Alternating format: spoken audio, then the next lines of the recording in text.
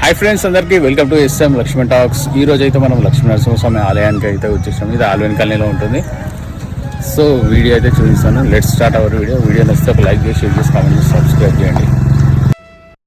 శ్రీ లక్ష్మీనరసింహస్వామి ఆలయం అయితే ఒక పెద్ద కొండ గృహ కింద అయితే వెలిసిన లక్ష్మీనరసింహస్వామి విగ్రహం ఆలయం అయితే దగ్గరికి అయితే మనం వచ్చేసాము. అయితే ఇక్కడ స్వయంభుగా కొన్ని వందల సంవత్సరాల క్రితమే నరసింహస్వామి యొక్క విగ్రహం అయితే వెలిసింది. ఈ ఆలయం వచ్చేసి కుక్కట్పల్లి జగద్గిరిగుట్ట ఆల్వెన్ కాలనీ దగ్గర అయితే ఉంటుంది. ఈ ఆలయం నిత్యం చుట్టుపక్కల కాలనీ వాళ్ళు భక్తులు అయితే వచ్చి దర్శించుకుంటుంటారు. చాలా మంది అయితే ఇక్కడికి వస్తుంటారు. అయితే కొన్ని వందల సంవత్సరాల క్రితమే కొండ గృహలో వెలిసిన నరసింహస్వామి యొక్క విగ్రహం కొన్ని వందల సంవత్సరాల క్రితమే వెలిసింది. అయితే ఈ ప్రాంతం అంతా ఒక అడవి ప్రాంతంగా ఇక్కడ ఒక చెరువు కూడా ఉండేదట. అయితే 40 సంవత్సరాల క్రితము చిన్న చిన్న బండరాలతో అడవి ప్రాంతంగా ఇక్కడ ఒక చెరువు కూడా ఉండేదట. అయితే ఇక్కడ కొన్ని వందల సంవత్సరాల క్రితమే వెలిసిన నరసింహస్వామి యొక్క విగ్రహాన్ని అయితే చాలామంది అయితే అప్పట్లో చూడలేరంట. 40 సంవత్సరాల క్రితం అయితే ఈ ప్రాంతానికి తమిళనాడు నుండి కొంతమంది మహిళలు, పురుషులు రాళ్లను పగలగొట్టడానికి జీవనాధారంగా గడిపే వారట ఇక్కడికి వచ్చి. అయితే వాళ్ళు మధ్యాహ్న సమయంలో భోజనానికి వెళ్తున్నప్పుడు ఈ గృహలో కూర్చొని అన్నం తింటున్నప్పుడు వాళ్ళకు ఒక మెరుపులాగా మెరిసిందట కొండలో. అయితే ఈ కొండ గృహ లోపల ఏదో మెరిసిందనేసి వాళ్ళు వచ్చి చూడగానే అక్కడ వీళ్ళకు ఒక విగ్రహం కనిపించింది. అయితే లక్ష్మీనరసింహస్వామి విగ్రహం స్వయంభుగా వెలిసిన విగ్రహం వీళ్ళకి కనిపించడంతో అక్కడ మొత్తం శుభ్రం చేసి అక్కడ అయితే వీళ్ళు పూజించారంట. అలా చుట్టుపక్కల వాళ్ళందరికీ చెప్పడంతో అలా స్వామివారిని నిత్యం వచ్చి ఇక్కడ పూజలు చేయడం మొదలు పెట్టారంట.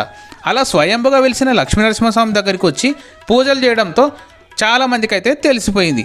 అయితే కొండ గృహలోకి వెళ్ళడానికి మొత్తం చిన్న చిన్న బండరాళ్ళు ఇవన్నీ ఉండడంతో స్వామివారికి వెళ్ళడానికి దారినైతే ఒక గృహలాగా ఉన్న ఈ దారినైతే ఏర్పరచుకొని అప్పుడు అలా అందరికీ తెలిసిన వారందరూ ఇక్కడ స్వామివారి స్వయంభుగా వెలిసిందని తెలియడంతో ఇక్కడ పూజలు చేయడానికి పూజారులు అయితే ఎవరు లేకుండానట. దానితో చాలామందికి స్వయంభుగా వెలిసిన శ్రీ లక్ష్మీనరసింహస్వామి ఆలయం గురించి తెలిసింది. దానితో ఇక ఎక్కువ పూజలు చేయడానికి పంతులు లేక ఇక్కడ చిన్న చిన్న పూజలు చేస్తున్నారు. అలా కొన్ని ఏళ్లకు పూజలు చేయడానికి వెళ్ళిన వారికి ఇబ్బంది కలగడంతో అయితే దారి కోసం ఒక పొరలాగా చెక్కి మెట్లు నిర్మించి ఇలా ఇప్పుడు ఎలాంటి మార్పు లేకుండా ఆ గృహలోనే శ్రీ లక్ష్మీనరసింహస్వామి వారి యొక్క విగ్రహానికి నిత్యం పూజలు అందుకుంటూ భక్తుల యొక్క కోరికలు తీర్చే స్వామివారు ఇక్కడ నిత్యం పూజలు అందుకుంటున్నారు. భక్తులు కొలుచుకున్నట్టుగా వారు కోరుకున్న కోరికలు నెరవేరుతాయని ఇక్కడ భక్తులైతే విశ్వసిస్తారు. అయితే ఇక్కడ నిత్యం పూజలు నిర్వహిస్తారు.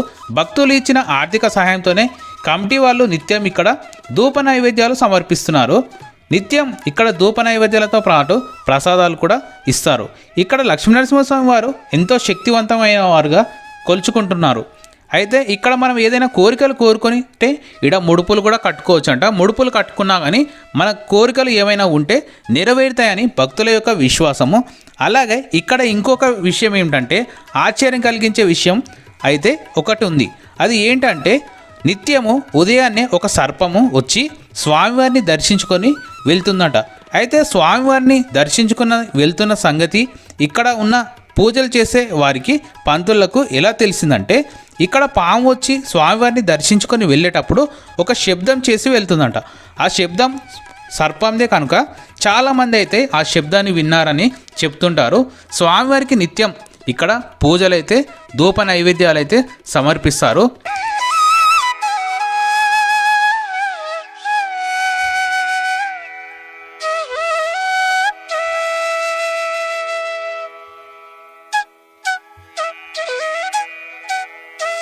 లక్ష్మీనరసింహస్వామి విష్ణు అవతారం యొక్క దశావతారంలో 10వ అవతారమే కనుక లక్ష్మీనరసింహస్వామిని మొక్కుకుంటే కొలుచుకొని నిత్యం పారాయణం చేసినా కానీ ఎంతో మంచి జరుగుతుందని మన పెద్దలు కూడా చెప్తారు.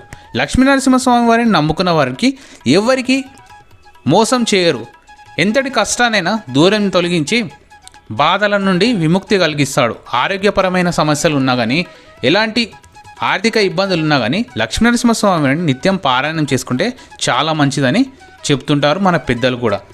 ఓం లక్ష్మీనరసింహాయ నమో నమః. Thank for watching friends. మరిన్ని ఇంట్రెస్టింగ్ వీడియోస్ కోసం మన ఛానల్ అయితే సబ్స్క్రైబ్ చేయండి. మరిన్ని ఇంట్రెస్టింగ్ వ్లాగ్స్ వీడియోస్తో మీ ముందుకు వస్తుంటాను. సో మన ఛానల్లో మరిన్ని టెంపుల్స్ గురించి అయితే నెక్స్ట్ వీడియోలో అయితే చూపిస్తాను.